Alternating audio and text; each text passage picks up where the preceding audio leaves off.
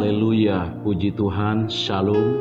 Kita jumpa lagi di dalam pelajaran untuk pendalaman Alkitab dengan satu tema kita tentang makna kata menyesallah Tuhan.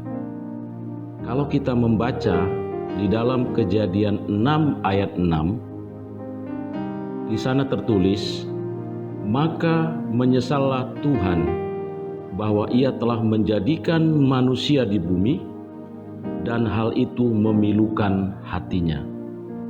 Saudara yang kekasih di dalam Tuhan, kenapa Tuhan menyesal dalam hal ini? Karena kita lihat akibat daripada apa yang dilakukan oleh manusia pada waktu di zaman Nuh, sehingga Tuhan menghukum mereka dengan air bah karena pelanggaran mereka, karena perbuatan mereka telah membuat Tuhan menyesal menjadikan manusia. Maka menyesallah Tuhan. Menyesallah Tuhan di sini dalam bahasa Ibrani tertulis Wainakem Yehwa. Wainakem Yehwa. Ini diterjemahkan di dalam bahasa Indonesia, kata nakem ini menggunakan kata penghubung wa di sana. Wa di sana menunjukkan bentuk kata kerja nifal imperfect orang ketiga tunggal maskulin. Itu menunjuk kepada pribadi kata Yahweh, Tuhan itu. Nah, jadi Tuhan di sini sebagai abadi, Allah yang eksistensinya abadi, sang pencipta segala sesuatu yang ada. Dari kata hayya, hayya itu ada, dia dulu ada, sekarang ada, dan selama-lamanya ada, menunjukkan tentang eksistensi yang pribadi Allah yang menciptakan langit dan bumi ini dengan segala isinya. Itu menunjukkan rasa penyesalan. Jadi Tuhan itu menyesal. Kenapa di dalam hal ini dikatakan Tuhan menyesal? Dalam terjemahan di sini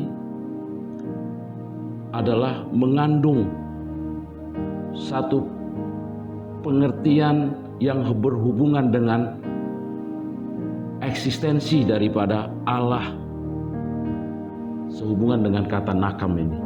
Nah, nakam di sini memiliki beberapa arti.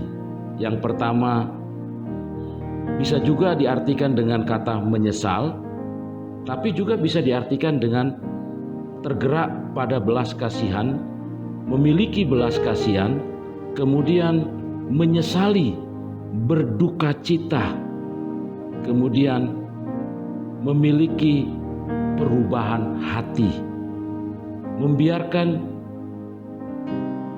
dirinya menjadi menyesal karena manusia telah melakukan perbuatan dosa. Nah, kalau kita bandingkan dengan ungkapan kata nakam, menyesal, ini juga ditemukan dalam Keluaran 32 ayat 14. Kemudian dalam 2 Samuel 24 ayat 16. Maka menyesallah Tuhan. Kata menyesal ini dapat diterjemahkan dengan kata lain yang lebih tepat. Nah, ini yang ingin kita ketahui tentang menyesallah Tuhan. Yang lebih tepatnya, makna kata ini adalah apa yang dikehendaki oleh Allah ternyata tidak terlaksana. Hal itu tidak menyenangkan, dan kebaikan yang direncanakan oleh Tuhan kepada manusia tetapi telah dirusak oleh manusia. Manusia itu juga. Itulah sebabnya ini disebut dengan kata dosa. Jadi manusia telah berdosa, telah menyimpang, telah keluar dari rancangan rencana Allah. Itu sebabnya muncul kata menyesallah Allah. Kita lihat akibat daripada menyesallah Allah ini, maka timbullah keinginan Tuhan untuk membinasakan manusia. Karena di hadapan Tuhan, manusia telah cenderung hatinya untuk berbuat dosa, untuk melakukan pelanggaran-pelanggaran yang tidak sesuai dengan rancangan Tuhan, rencana Tuhan untuk menciptakan manusia. Saudara yang kekasih di dalam Tuhan, jadi karena kejahatan manusia, sehingga Allah merasa menyesal. Yang awalnya Allah mengendaki satu keteraturan, kebaikan bagi kehidupan manusia, tetapi manusia itu sendiri yang telah merusaknya, dan mereka cenderung untuk hidup di dalam dosa. Ini menjadi satu pelajaran bagi kita lewat kebenaran firman Tuhan ini. Kalau kita melihat konteks yang terdapat di dalam Kejadian 6 ayat 6, sampai menimbulkan perasaan di mana dikatakan menyesallah Tuhan. Karena ini sangat memilukan. Kalau kita lihat ayat ini selanjutnya, memilukan hati Tuhan. Kata memilukan di sini ditemukan kata dalam bahasa Ibrani wasit asef. Ini artinya bahwa dipakai sebagai kata asap dalam pengertian yang negatif. Artinya berhubungan dengan satu perasaan khawatir, rasa sakit, dan menimbulkan kemarahan. Kita lihat akibatnya. Manusia dihukum Tuhan dengan air bah, sehingga semua manusia binasa di zaman Nuh. Hanya keluarga Nuh saja yang diselamatkan oleh Tuhan.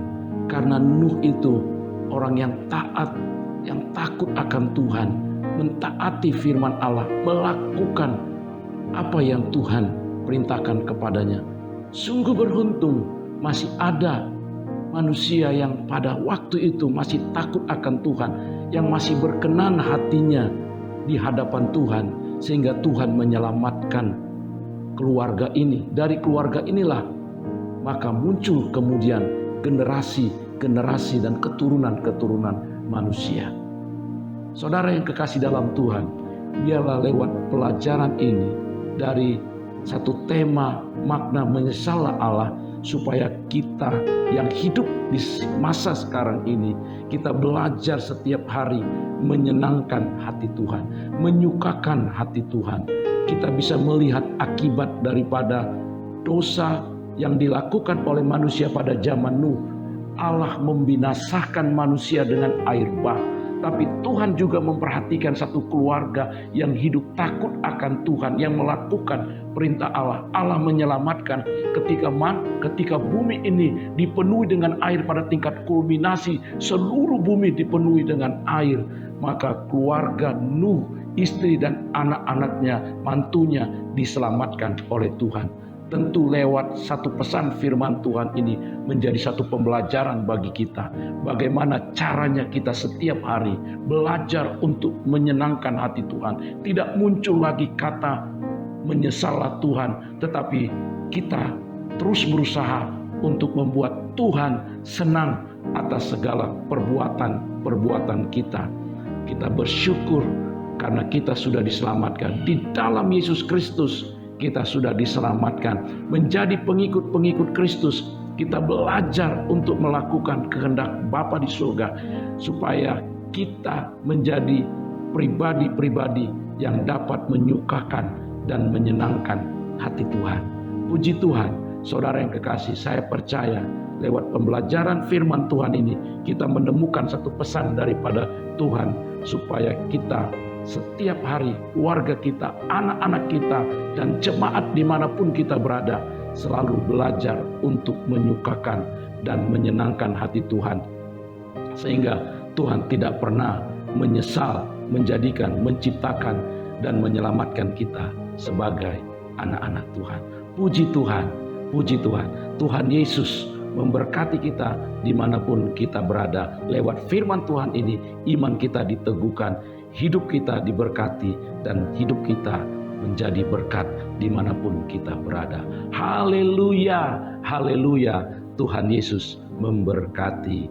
Amin, amin.